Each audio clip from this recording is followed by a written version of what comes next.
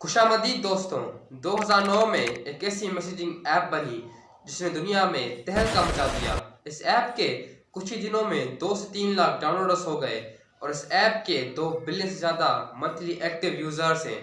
मतलब दुनिया में जितने भी लोग रहते हैं उनमें से 25% लोग इस ऐप का यूज़ करते हैं। और अभी आप सोच रहे होंगे क्या यार ऐप कर रहा है, सीधे पॉइंट पर आना। तो दोस्तों मैं बात कर रहा हूँ व्हाट्सएप की। लेकिन आपने कभी सोचा है कि व्हाट्सएप प्ले स्टोर और ऐप स्टोर पर फ्री टू यूज है और कोई एड्स भी नहीं है इस ऐप पर। तो व्हाट्सएप पैसे कैसे कमाता है और व्हाट्सएप को किन लोगों ने बनाया था, आज की इस वीडियो में व्हाट्सएप को डिटेल में समझते हैं।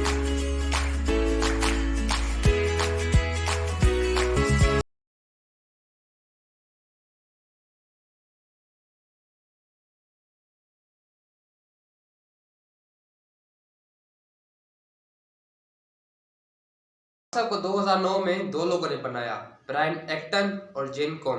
दोनों ने व्हाट्सएप बनाने से पहले एक साथ याहू कंपनी में 9 साल तक काम किया था और जब इन्होंने याहू कंपनी से रिजाइन किया तो इन्होंने अलग अलग जॉब्स के लिए अप्लाई किया। इन्होंने फेसबुक में अप्लाई किया, रिजेक्शन मिली। ट्विटर पर अप्लाई किया, रिजेक्शन मिली। लेकिन वो कहते हैं ना, डोंट जज a book by its cover. जिस फेसबुक ने इन दोनों को रिजेक्ट किया था उसके ठीक 6 साल बाद, मतलब व्हाट्सएप के बनने के 6 साल बाद, फेसबुक ने व्हाट्सएप को 19 बिलियन डॉलर्स में खरीद लिया था। और अब समझते हैं कि इन दोनों को आइडिया कहां से आया व्हाट्सएप बनाने का। हुआ कुछ यूं, 2009 में जेनकॉम ने आईफोन खरीदा। उस वक्त आईफोन का ऐप स्टोर बहुत सारी नई एप्लीकेशंस लॉन्च करने वाला था और यही जेनकॉम के दिमाग में एक आइडिया आया। उसने सोचा क्यों ना एक ऐसी ऐप बनाई जाए जिसमें लोग एक दूसरे से बात कर सके और उस पर एड्स भी ना चले और ना ही लॉगिन करने की जरूरत पड़े और वो इस्तेमाल करने में भी आसान हो, यानी व्हाट्सएप। व्हाट्सएप लफ्ज आता है व्हाट्सअप से।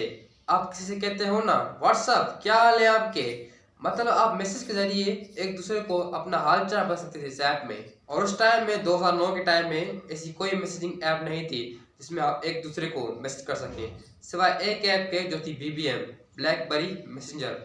और इस ऐप की सबसे बड़ी प्रॉब्लम ये थी कि उसके लिए आपके पास ब्लैकबेरी का फ़ोन होना चाहिए, अदरवाइज ये ऐप किसी और मोबाइल में नहीं चलेगा। व्हाट्सएप ने यहाँ पर एक गैप फिलिंग की। जो बाकी फ़ोन चूज़ करने वाले थे जिसके पास ब्लैकबेरी का फ़ोन नहीं था, उन्होंने कहा कि हमें भी एक फ्री मैसेजिंग ऐप चाहिए और व्हाट्सएप वो ऐप थी। और इस ऐप का नाम जेनकॉम ने 24 फरवरी 2009 में व्हाट्सएप रख दिया।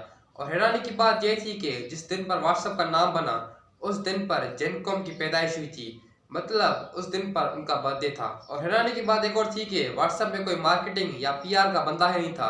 सिर्फ इस ऐप की रेपुटेशन ने ही इस ऐप को दुनिया के बड़े ब्रांड्स में एक कर दिया।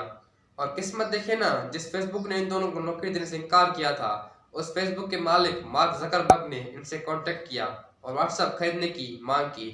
और इन दोनों ने 2014 में 19 बिलियन डॉलर्स में व्हाट्सएप फेसबुक को बेच दिया। और उसके बाद व्हाट्सएप के अंदर जितने भी एम्प्लॉयज़ काम कर रहे थे अब वो फेसबुक के एम्प्लॉयज़ बन चुके थे।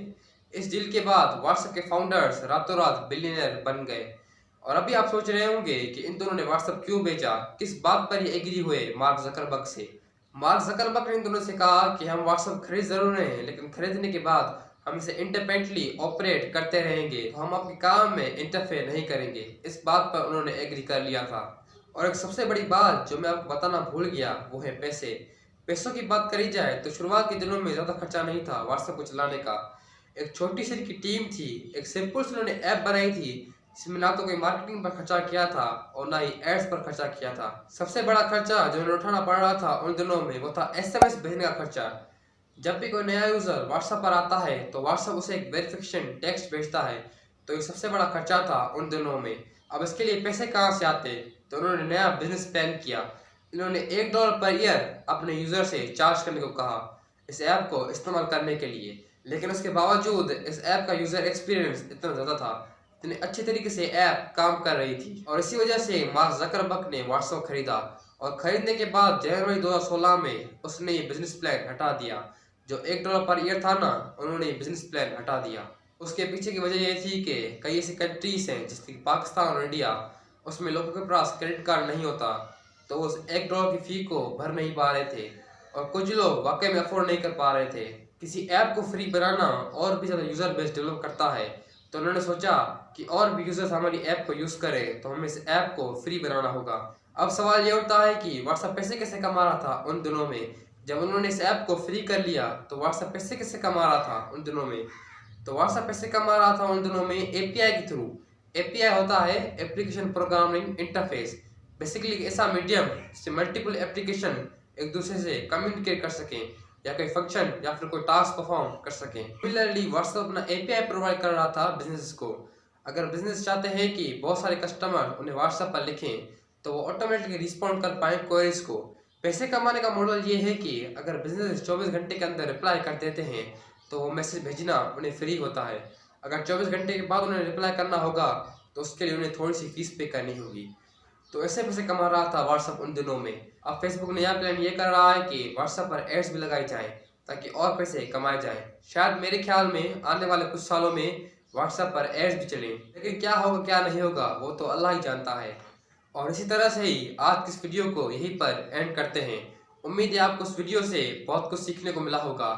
और अगर आपको एजुकेशन रिलेटेड वीडियो चाहिए तो आप मेरे चैनल को सब्सक्राइब कर सकते हैं। अपना बहुत बहुत ख्याल रखिएगा। थैंक यू एंड अल्लाह हाफिज़।